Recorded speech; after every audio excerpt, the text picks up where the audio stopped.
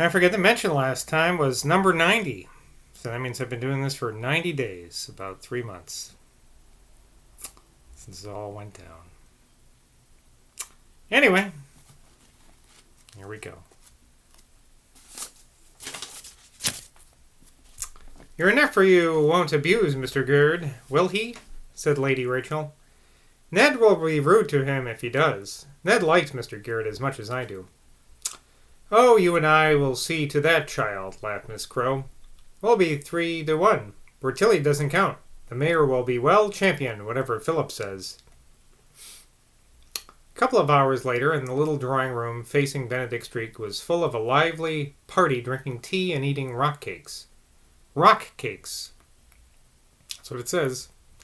So strong, although so tactfully diffused, was Elizabeth Crow's protective aura, that not only were troublesome topics warded off, but the demonic influences from the great powers of earth and air were prevented from touching her little group.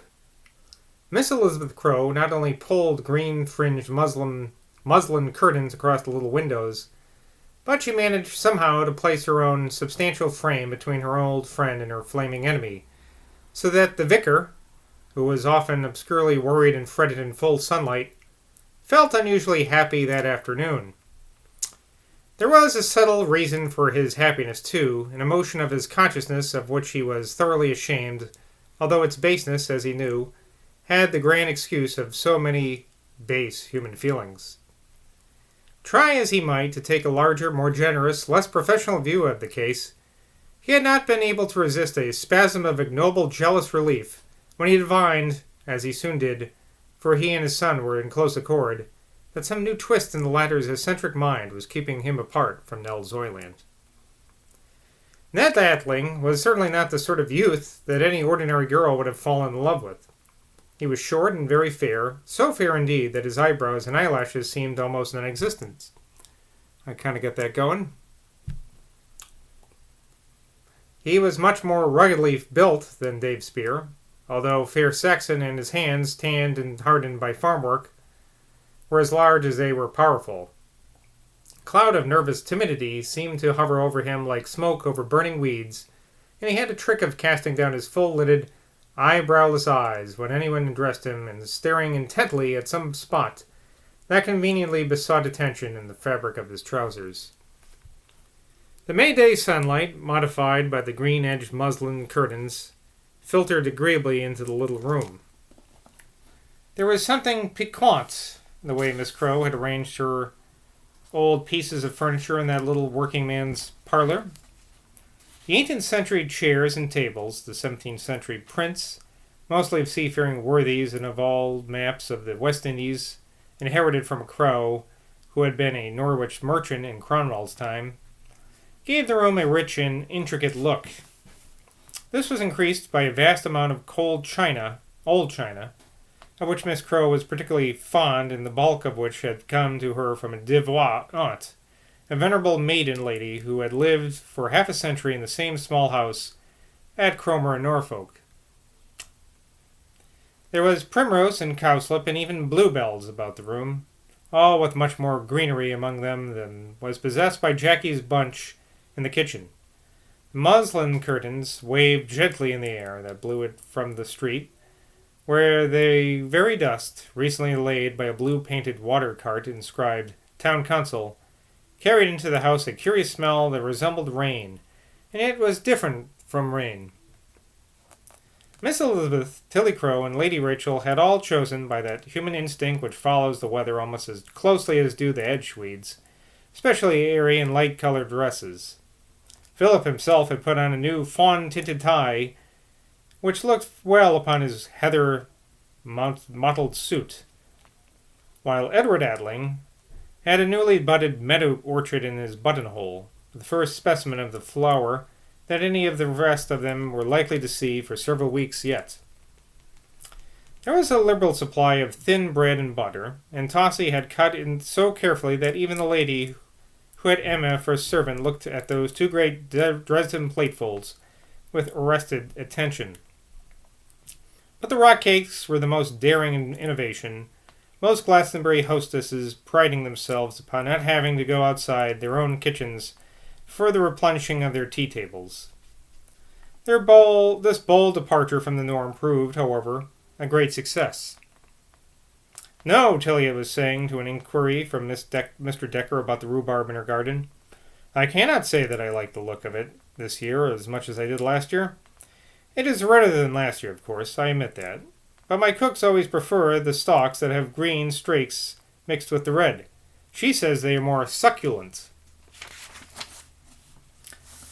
"They are not so sweet, madame. They are not so sweet," affirmed Mad Decker.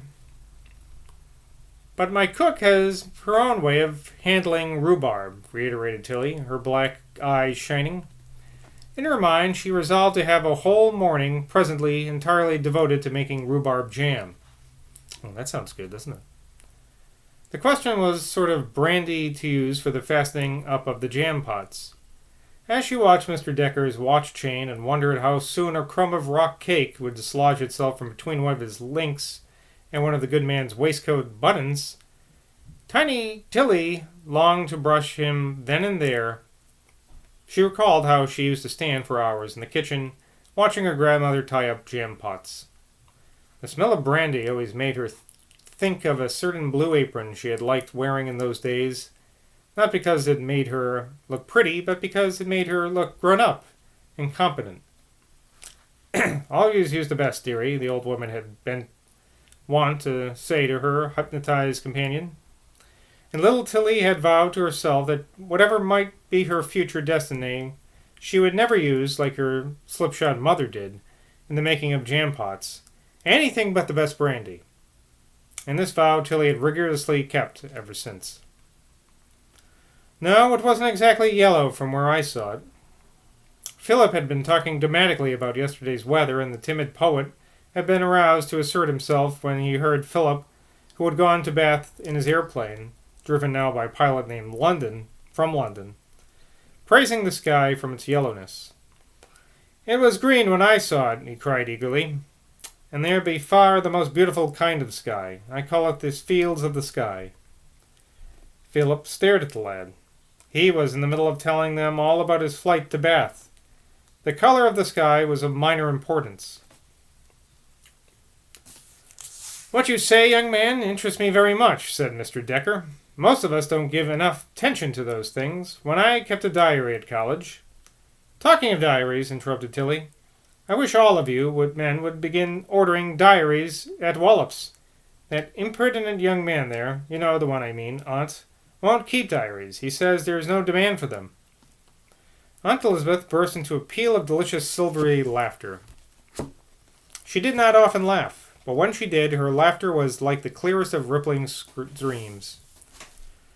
"Why are you so amused, Aunt?" inquired Tilly, but in no vexed or aggrieved tone. Now that Aunt Elizabeth had a house of her own, she kept very friendly to her. "You keep a diary, Tilly?" asked Miss Elizabeth. "Oh dear, no. What do you suppose? It's for my cook." "You don't know my cook, Lady Rachel. Her name is Emma." "You don't mean to say that Emma keeps a diary?" threw in Mr. Decker with a chuckle. "Tilly!" The way Philip uttered these two syllables was a masterpiece in rich psychological nuances. In the first place, his tone protected his wife from Aunt Elizabeth and from all those strangers. In the second place, his tone warned his wife that those were proper limits to the fashion of hers of giving herself away. In the third place, his tone expressed an indulgent appreciation, a tender recognition that Tilly was Tilly, and that she was the kind of thing in a person's life that he himself was glad to possess, though it might seem strange and even absurd to others. "No, no," said Tilly quietly, quite unperturbed at being laughed at by Emma's favorite clergyman. "She doesn't want them for that. She wants them to keep accounts in. The ordinary tradesman books don't suit Emma. She has her own way of keeping accounts." "My new pilot's name is Tankerville," said Philip suddenly, seeing in his mind the bird's-eye view of his dye works, which had made it impossible for him to be sure whether the sky was green or yellow. In the general silence that followed this irrelevant observation, Lady Rachel remarked that her father would never have a servant whose name was more than one syllable. But Philip's mind had wandered far away from Bob Tankerville. He was saying to himself, I shan't replace Barter for a while. I shall wait a bit. Those office lads seem able to scramble on somehow. Yes, I shall wait a little, and get a tight hand on all the reins myself. What I've got to do now is to give Girard more rope, give him all the rope he wants, while I egg him on by talk of the law. He'll hang himself, if he has rope enough. Seen any otters down your way at Middlezoy this year? Said Mr. Decker to Ned Atling, whose shyness was so intense. In the pause of the conversation, he had commenced licking his lips with his tongue, just as dogs do when they feel embarrassed. He now glanced quickly and nervously at Lady Rachel. No, he replied with a blush. I mean, he went on, but I wouldn't say if I had. Everyone looked at him and his color deepened. Oh, I wouldn't tell Will, Ned, cried Rachel, reading his thoughts.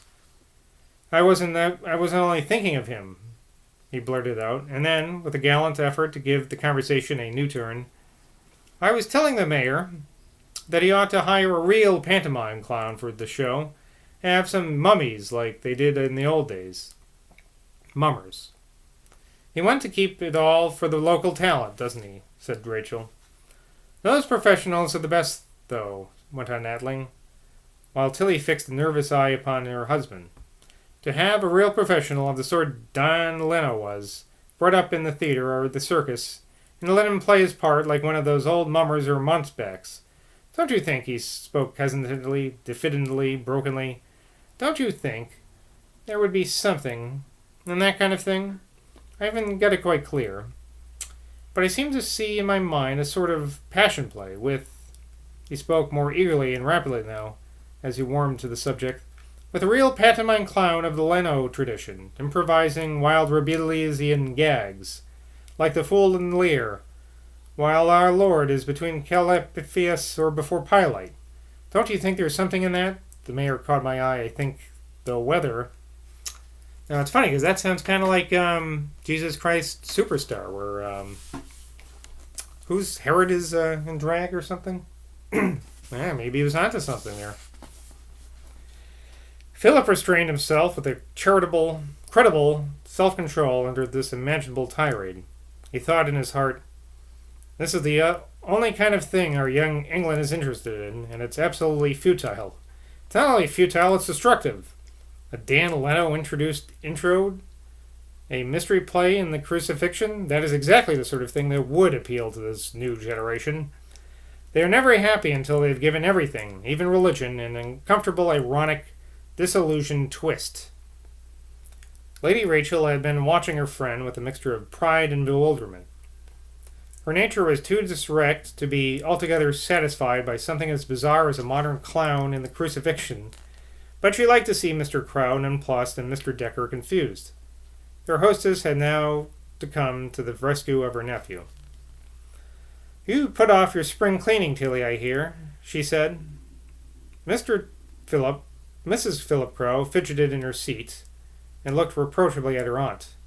To interpolate a matter of such primary importance as spring cleaning into this bagatelle about clowns and crucifixions seemed to her mind a sort of willful outrage to the bedrock of human seriousness. Of course not, Tilly rapped out. But Philip may have to take a holiday when this troublesome strike and this tiresome pageant are settled, and Em and I have been thinking that the carpets in the front room are better wait until... Lady Rachel gave her a quick glance of appreciation.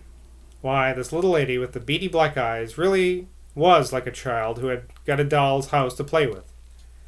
I wonder, she thought, what she'd make of the way the Bellamys managed their things at Mark's court. Ned Atling had begun to grow very restless.